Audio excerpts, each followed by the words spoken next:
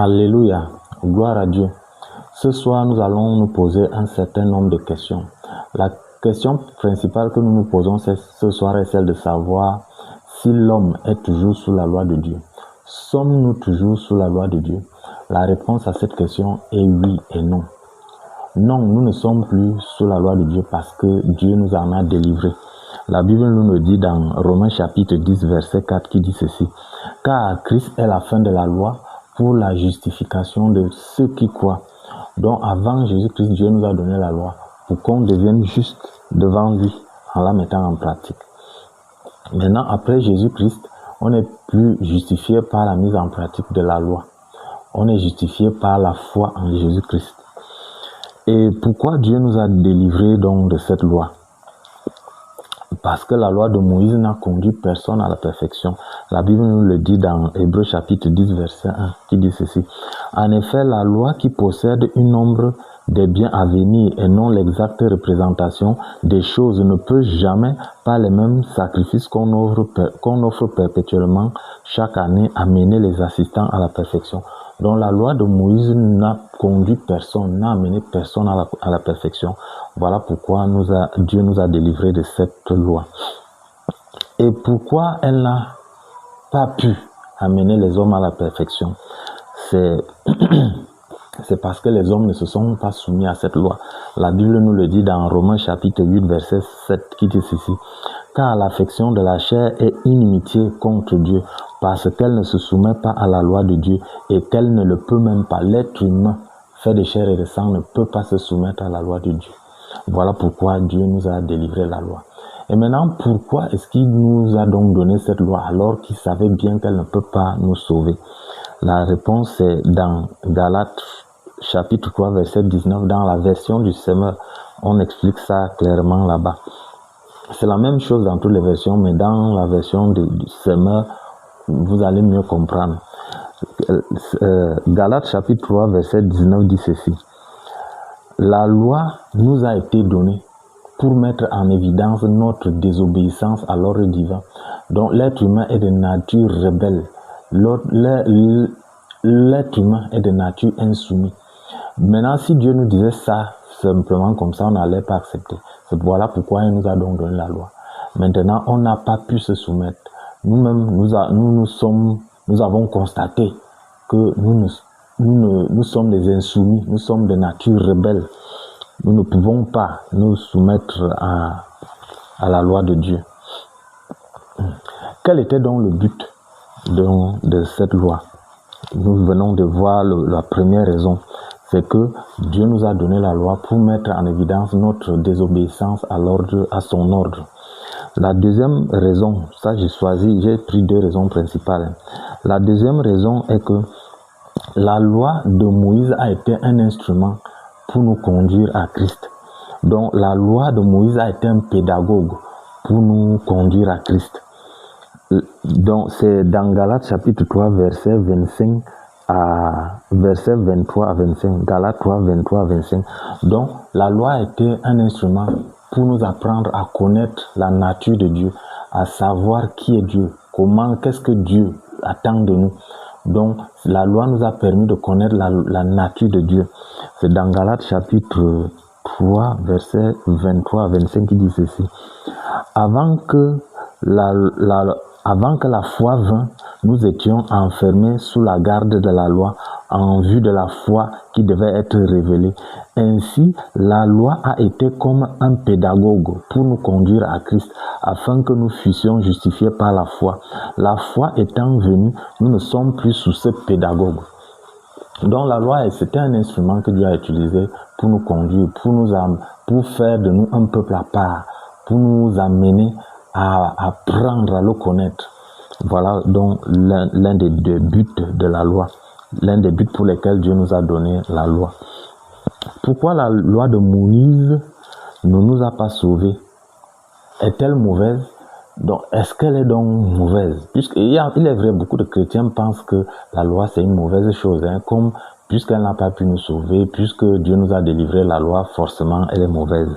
Nous allons lire la Bible dans Romains chapitre 7, verset 12 à 14, qui dit ceci. La loi donc est sainte et le commandement est saint, juste et bon. Ce qui est bon a-t-il donc été pour moi une occasion de mort? Loin de là. Mais c'est le péché afin qu'il se manifestât comme péché en me donnant la mort par ce qui est bon, et que par le commandement il devint condamnable au plus haut point. Nous savons en effet que la loi est spirituelle, mais moi je suis charnel, vendu au péché. Donc en fait la loi est spirituelle, la loi est sainte, la loi est bonne. La Bible nous dit que la loi vient de Dieu. Mais le problème c'est que la loi est venue trouver le péché dans notre corps, dans notre chair. Donc les deux ne se sont donc pas entendus. Il y a un conflit qui s'est créé entre la loi et la chair. Vous voyez, la loi qui est spirituelle, qui vient de Dieu, la chair s'oppose à elle. Les deux ne s'entendent pas. Pourquoi? Parce que la chair a été marquée par le péché. Parce que la Bible nous dit que le péché a été condamné dans la chair. Et du coup, la loi qui vient donc trouver le péché dans la chair, les deux ne pouvaient pas s'entendre. Voilà pourquoi il y a conflit entre les deux. Nous venons donc de voir, en nous posant la question principale, qui est celle de savoir si nous sommes toujours sous la loi de Dieu, nous avons donc vu que nous venons donc de voir que nous ne sommes plus sous la loi de Moïse parce que Dieu nous en a délivrés. Nous avons vu pourquoi. La deuxième réponse qui est oui, nous sommes sous la loi, mais cette fois sous la loi de la foi. Donc c'est ça que nous allons donc aborder. Sachons que Dieu a donné 2 lois à l'homme. Dieu nous a donné 2 lois. Il y a la loi des ordonnances, qu'on appelle encore la loi de Moïse ou la loi des œuvres. Et il y a la loi de la foi, qu'on appelle encore la loi de l'amour. Dieu nous a promis la seconde loi. Il nous a fait cette promesse dans Jérémie chapitre 31, verset 32 à 33. Parce qu'il est important pour nous de connaître ces choses, parce que les gens sont toujours en train de dire, oh, nous ne sommes plus sous la loi, nous ne sommes plus sous la loi. L'être humain est toujours sous la loi. Le royaume de Dieu n'est pas un royaume de désordre. C'est un royaume qui est basé sur les lois. Donc l'être humain, les enfants de Dieu sont sous la loi, mais la loi de la foi, qu'on appelle encore la loi de l'amour. Dieu nous a promis cette seconde loi dans Jérémie chapitre 31, verset 32 à 33, qui dit ceci. Voici les jours viennent, dit l'Éternel. Voici les jours viennent, dit l'Éternel, où je ferai avec la maison d'Israël et la maison de Juda une alliance nouvelle. Non comme l'alliance que je traitais avec leur père, le jour où je les ai saisis par la main pour les faire sortir du pays d'Égypte, alliance qu'ils ont violée. Quoique je fusse leur maître, dit l'Éternel, mais voici l'alliance que je ferai avec la maison d'Israël. Après ces jours-là, dit l'Éternel, je mettrai ma loi au-dedans d'eux. Je l'écrirai dans leur cœur, et je serai leur Dieu, et ils seront mon peuple. Donc Dieu nous promet une autre loi qu'il va écrire dans nos cœurs, qu'il va mettre au-dedans de nous, afin qu'on soit son peuple et que lui à son tour il soit notre Dieu. Donc l'homme est toujours sous la loi, mais sauf que la loi a changé. Nous ne sommes plus sous la loi de Moïse, nous sommes sous la loi de la foi. Et la Bible nous explique cela dans Hébreux chapitre 7 verset 11 à 12 qui dit ceci. Si donc la perfection avait été possible par le sacerdoce lévitique, car c'est sur ce sacerdoce que repose la loi donnée au peuple, qu'était-il encore besoin qu'il parût un autre sacrificateur selon l'ordre de Melchisédek et non selon l'ordre d'Aaron? Car le sacerdoce étant changé, nécessairement aussi, il y a changement de loi.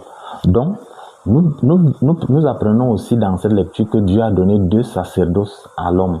Le premier sacerdoce, c'était le sacerdoce lévitique que dirigeait Aaron. Le deuxième sacerdoce, c'est le sacerdoce de Melchisédek. Donc, chaque sacerdoce a sa loi. Le sacerdoce lévitique a la loi dont la loi de Moïse repose ou est basée sur le sacerdoce de Lévitique. Maintenant, la loi de la foi est basée sur le sacerdoce de Melchisédek. Donc, et dans Romains chapitre 3, verset 27, la Bible nous dit ceci. Où donc est le sujet de se glorifier? Il est exclu. Par quelle loi? Par la loi des œuvres?